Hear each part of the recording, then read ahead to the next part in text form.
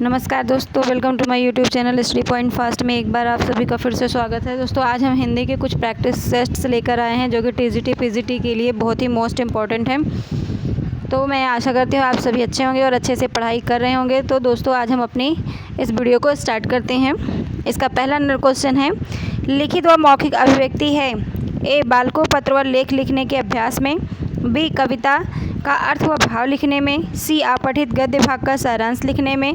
D, बालकों के वाद विवाद प्रतियोगिता में भाग लेने में।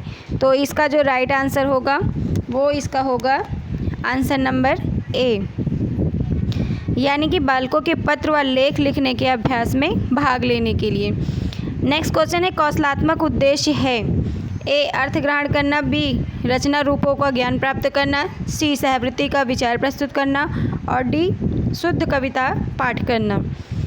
तो इसका जो राइट आंसर है वो आंसर नंबर बी है, रचना रूपों का ज्ञान प्राप्त करना। नेक्स्ट है, बालक अपने विचार और भाव व्यक्त करता है। ए, बोलकर वाणी से। बी, लिखकर लिपि द्वारा। सी, बोलकर एवं लिखकर। और डी, उपयुक्त में से कोई नहीं। तो इसका जो राइट आंसर होगा वो आंसर नंबर सी होगा, यानी कि बोलकर और लिखकर। नेक्स्ट है, अर्थ ग्रहण उद्देश्य से तात्पर्य है। पहला है अच्छे बुरे में भेद करना। दूसरा है भाषा में सौंदर्य लाना। और सी है धैर्यपूर्वक सुनकर पढ़कर भावानुभूति कर सकना। डी है अच्छी पुस्तकें संग्रहित करने का प्रयत्न करना। तो इसका जो राइट आंसर होगा वो होगा आंसर नंबर सी। मातृभाषा शिक्षण का महत्व स्पष्ट करने हेतु बिंदु है। तो कौन सा बिंदु है ये? ए है अभिव्यक्ति में स्वाभाविकता। बी है बालक की प्रकृति के अनुकूल विचार विनिमय का सरलतम साधन। सी, सामाजिकता। और डी, उपयुक्त सभी। तो इसका जो राइट आंसर होगा वो होगा उपयुक्त सभी। नेक्स्ट क्वेश्चन है, बोलकर अभिव्यक्त करने की योग्यता प्राप्त करने के अंतर्गत छात्र ए, शब्दों का शुद्ध एवं स्पष्ट उच्चारण कर सकेगा। बी, केंद्रीय भाव को समझने का प्रयत्न करेगा। सी, विषय वस्तु का विश्लेषण संश्लेषण कर सकेगा। डी, स्पष्ट रूप से अपने विचारों को व्यक्त कर सकेगा। तो इसका जो राइट आंसर होगा वो आंसर नंबर ए होगा, कि वह शब्दों का शुद्ध एवं स्पष्ट उच्चारण कर सकेगा। नेक्स्ट क्वेश्चन है इसका, सहवृत्तियों के विकास के लिए छात्रों में अपेक्षित परिवर्तन आवश्यक है। इसका जो राइट आंसर होगा इसका ऑप्शन है, छात्र लय, ताल और भाव से कविता पाठ कर सकेगा। छात्र अभिव्यक्ति के रूप व शैली का रसास्वादन कर सकेगा। छात्र नए नए साहित्य सृजन कर अभ्यास करेगा। डी, छात्र आदर्शों के प्रति आस्थावान हो सकेगा। तो इसका जो राइट आंसर होगा वो होगा आंसर नंबर डी। तो डी में जो है ये आएगा, छात्र आदर्शों, संस्कृति और सामाजिक मान्यताएं के प्रति आस्थावान हो सकेगा। नेक्स्ट क्वेश्चन है, हिंदी शिक्षण के ज्ञानपरक उद्देश्य से तात्पर्य है कि छात्र ए, भाव और विचारों को समझ सके। बी, उच्चारण में सुधार कर सके। सी, भाषा तत्वों का ज्ञान प्राप्त कर सके। और डी, शास्त्र वाचन कर सके। तो इसका जो राइट आंसर होगा वो आंसर नंबर सी होगा, भाषा तत्वों का ज्ञान प्राप्त कर सके। नेक्स्ट क्वेश्चन है, बालक पुस्तकालय में जाकर अपनी पसंद की पुस्तकें पढ़ने की आदत डाल सकेगा। यह व्यवहारगत परिवर्तन किस उद्देश्य से है? ए, ज्ञान परक। बी, अर्थ ग्रहण। सी, अभिरुचि परक। और डी, अभिवृत्ति परक। तो इसका जो राइट आंसर होगा वो आंसर नंबर सी होगा, अभिरुचि परक। नेक्स्ट क्वेश्चन है, दृश्य बिंब का निर्माण किसके द्वारा होता है? ए, प्रत्यक्ष दर्शन से। बी, चित्र पठन से। सी, शब्द सुनने से। और डी, विचार करने से। तो इसका राइट आंसर क्या होगा? इसका राइट आंसर होगा प्रत्यक्ष दर्शन से, यानी कि ऑप्शन नंबर ए। नेक्स्ट है, वस्तुओं के गुणों को सामान्यीकरण किस बिंब में किया जाता है? ए, श्रुत बिंब में। बी, दृश्य बिंब में। सी, भाव बिंब में। और डी, विचार बिंब में। तो इसका जो राइट आंसर होगा वो होगा विचार बिंब में, यानी कि ऑप्शन नंबर डी।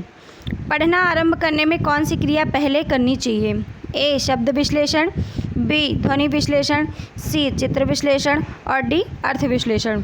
तो इसका जो राइट आंसर होगा वो आंसर नंबर सी होगा, यानी कि चित्र विश्लेषण करना चाहिए।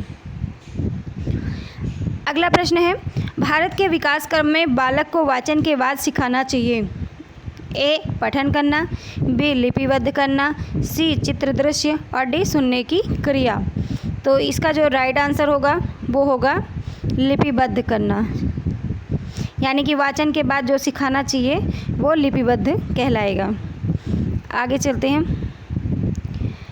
अगला क्वेश्चन है, निम्नलिखित में से कौन सा उद्देश्य कौशल से संबंधित नहीं है? कौन सा उद्देश्य कौशल से संबंधित नहीं है? ए है पढ़ना, बी लिखना, सी सुनना, सी साहित्य में रुचि।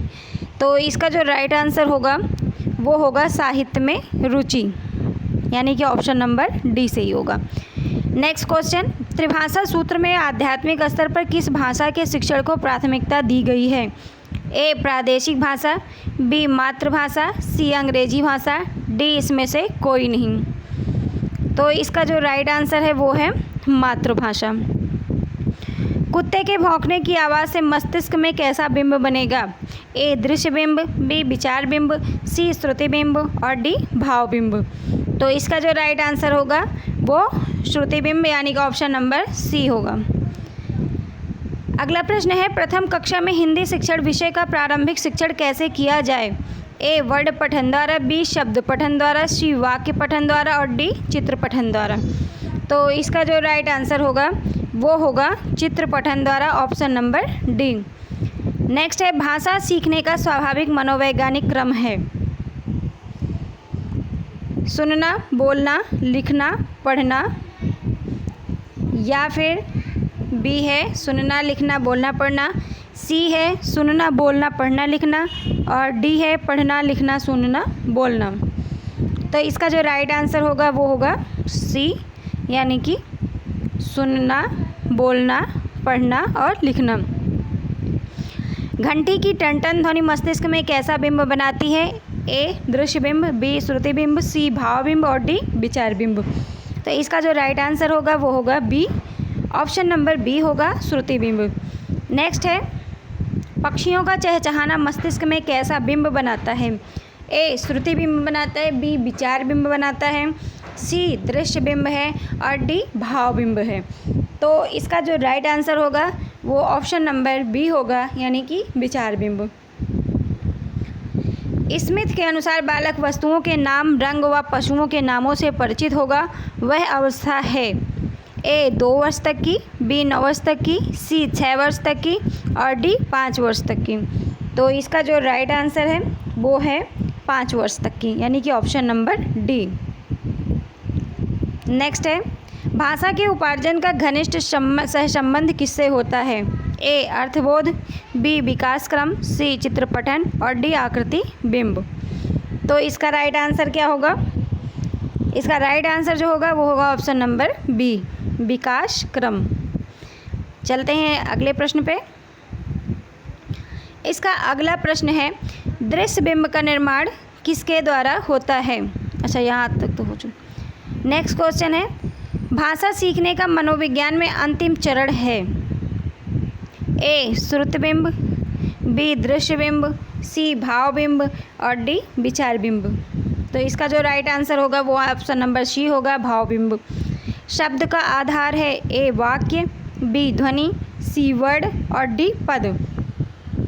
इसका जो राइट आंसर है वो ऑप्शन नंबर ए है, वाक्य।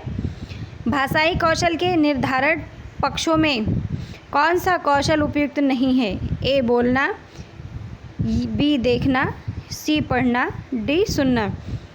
तो इसका जो राइट आंसर होगा वो होगा आंसर नंबर बी, यानी कि ऑप्शन बी इसका राइट आंसर होगा। बालकों में भाषा विकास के साथ साथ भाषा में आवश्यकता होती है? किन चीज़ों की आवश्यकता होती है? ए सुधार की, बी अनुशासन की, सी स्थिरता की, डी परिवर्तन की। तो इसका जो राइट आंसर होगा वो होगा अनुशासन की, यानी कि ऑप्शन नंबर बी सही है। भाषाई कौशलों का संबंध है? ए विज्ञान शिक्षण से, बी शारीरिक शिक्षा से, सी कला शिक्षण से और डी हिंदी शिक्षण से। तो इसका जो राइट आंसर है वो है ऑप्शन नंबर डी, हिंदी शिक्षण से। भाषण की सार्थकता निर्भर होती है? ए श्रवण कौशल पर, बी भाषण के कौशल पर, सी शुद्ध उच्चारण पर, डी लेखन पर। तो इसका जो राइट आंसर है वो है सी, ऑप्शन नंबर सी है शुद्ध उच्चारण पर। वर्डों के समूह को कहते हैं, वर्डों के समूह को कहते हैं ए शब्द, बी वाक्य, सी पद, डी मुहावरे। तो इसका जो राइट आंसर है वो है ऑप्शन नंबर ए शब्द। वाचन शैली से तात्पर्य है ए खड़ा होना, बी उचित भाव के अनुसार पढ़ना, सी वाचन सामग्री को हाथ में पकड़ना और डी सफल वाक्य संचालन। तो इसका जो राइट आंसर है वो आंसर नंबर बी है, उचित भाव के अनुसार पढ़ना। तो दोस्तों आज के लिए बस इतना ही, और हमारी इसके आगे के पार्ट देखने के लिए नेक्स्ट वीडियो पर जाएं और वहां पर इसके सारे पार्ट मिलेंगे जो प्रैक्टिस नंबर 5 की तरफ से आएगा। और अगर आपको हमारा ये वीडियो पसंद आए तो इसे लाइक करें,